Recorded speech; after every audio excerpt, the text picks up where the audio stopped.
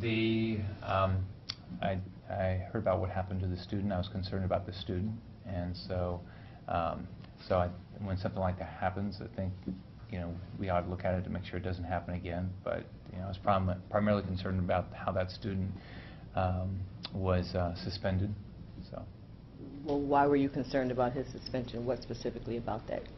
Just the fact that it didn't, from my understanding, it didn't make any sense that that he would be suspended based on what I read. So I just asked to have an inquiry. So I asked Chancellor Brogan to look into it. I want to. It didn't make sense, and I don't want those things to keep happening at our universities. Well, since then, Mr. Poole, the professor who did the exercise, has explained that the reason he was suspended was because he felt that he was being threatened by the student. Have you changed your mind now that that has been revealed? No, I think the right thing to do is just look into it and see what happened, and we'll see what the facts are. You said that you wanted to make sure that such a lesson would never happen again. Do you think that the governor should be censoring lessons that take place at our university? I'm sorry, if I said lesson, that's not. No, that in your statement after the incident, that's what you said. My concern was that there was that type of lesson, and that young man was kicked out of the class, suspended. So you don't believe that the governor should be censoring lessons then? I don't think people ought to be stomping on the name Jesus. Well, okay, that's your personal opinion, but is it okay if it's used in the way that it was used in that classroom? It was to teach the power of symbols. I don't believe there ought to be stomping on the word Jesus. Okay. Let's move on. The governor, is it the role of the governor to intervene? I mean, you intervened because of your religious beliefs. Is that accurate to say? I don't believe they ought to be stomping on the word Jesus. Well, if it was Buddha, you shouldn't be stomping on that either. So no matter what religious leader, if it was Barack Obama, as many people have said, they should have put his name on the piece of paper. If it was Barack Obama, would you have intervened then? Well, it didn't happen, but I don't believe they should be stomping on people's names like that. Any name. Spiritual leaders like that.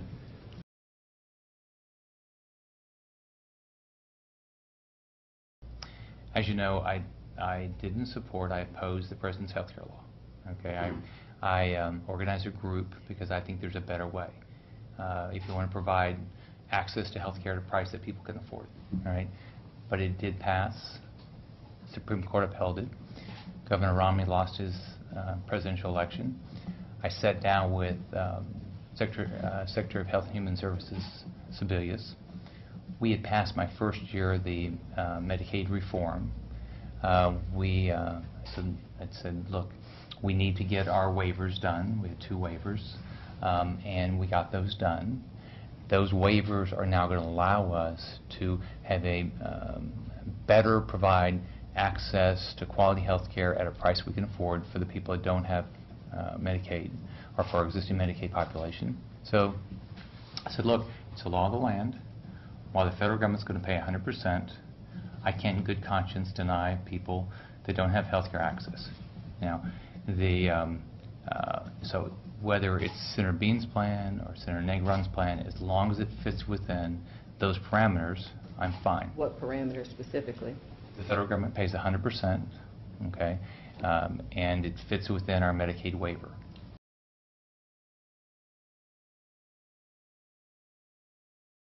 The things that I cared about on it was the length of the ballot, the number of days, the size of the polling station. Those are things that are important to me. On the provisional ballot, as long as they can vote and their vote's going to be counted, I'm fine. Oh, look. What we saw was some counties had long lines, some counties didn't. Okay. So based on, I asked, as soon as the election happened, I asked Secretary of State Dutchner to go and talk to the counties and see what, from their standpoint, these supervisors of elections, what they thought should be changed. These were the things they came back with. I think that I'd love every bill to be perfect, but when you see a problem, you should go look at it and see how you can fix it. Well, the issue is going to be, what I ask for is make sure that they could properly control the length of the ballot. However they want to do that, I'm receptive to having a conversation about that. But what my concern is if the ballots are too long, we haven't really solved it.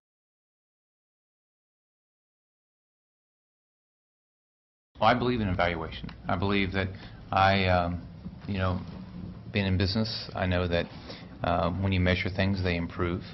So we are moving to Common Core, which I think is the right thing to do. I think it's 44 states are doing it. Commissioner Bennett's very focused on working with our superintendents to make sure we do that transition smoothly. I think teacher evaluation is the right thing to do. Now, as you probably know, when Commissioner Bennett came on, I asked him to go and review the evaluation system, because some teachers have expressed concerns, and so I've asked him to sit down with the teachers and superintendents to make sure how we do the evaluation is fair. You know, I mean, I think we all want to be evaluated based on our own performance. But what do you think that as it, I mean, they started the evaluations, they released results showing only like 1% of teachers needed improvement. So what is the point of doing this thing if it takes that much time, that much money, it upsets the teachers, and you find out that most of them are doing fine anyway? Right. I mean, I think all evaluation systems improve over time. I mean, it's no different than in business. You say, what's my goal, and how do you evaluate the people who work with you and yourself, and then you constantly improve it. But what I've asked is for the commissioner to sit down with educators across the state to make sure the system that we are putting in place is going to work. Well, what do you do? They're doing it now. What do you do with the teachers who you say now, okay, you didn't do a good job, you're not getting a raise, you're getting fired, and then 3 years down the road you decide, oh, well, the evaluation wasn't valid. Sorry about that. Well, what we're trying to do is fix the evaluation system, any concerns we have. But look, like in anything else, you're constantly trying to improve how you evaluate to get the results you want. What's the result we want? We want to have our students to have high achievement, make sure that they have a better chance of living their dreams through a better education system.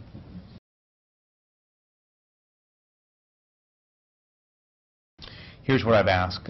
As you know, I have 2 of the 8 board appointments, and I don't appoint the chairman. But you're right. They've given outlandish raises. They have issues on their expense reports, reimbursement for alcohol. They got rid of their Office of Corporate Integrity. They should have an inspector general that I've asked for. They should have a clearinghouse. And with regard to the inspections, what I've asked is for them to review to make sure that all those inspections are proper. If they're doing any inspections, that I was down in the Keys 2 or 3 weeks ago, and this issue came up, and so I said, look, you ought to. One, you ought to talk to the president, to call him directly. You ought to get the names of every board member. President of Citizens. Yeah, the president of Citizens. You ought to get, be careful about presidents, right?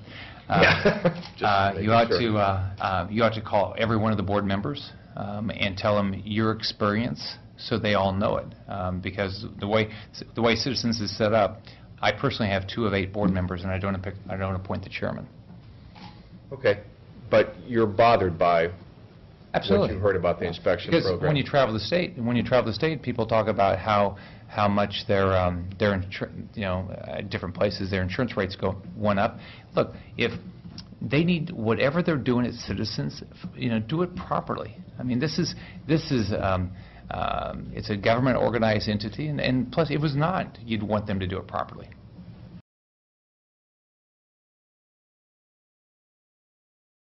So one, I'm a strong supporter of the Second Amendment. The school district should be making the decision about safety for their schools. All right, we're at a 41-year low in our crime rate in the state. So state attorneys, sheriffs, police chiefs, FDLE, they're doing a good job. But those decisions about what should happen at the individual school should be made in the local school district. So if an individual school district said, we want our teachers and staff to have concealed weapons permits, you'd be fine with that? I'd have to see the specific proposal, but as a general rule, I want the school districts to make the decisions.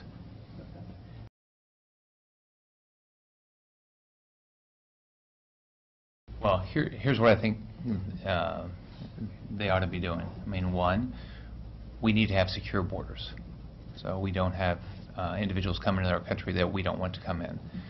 2, we need to have an immigration policy that all of us understand, both people that live in our country and people outside our country, and we recruit the individuals we want to come to our country.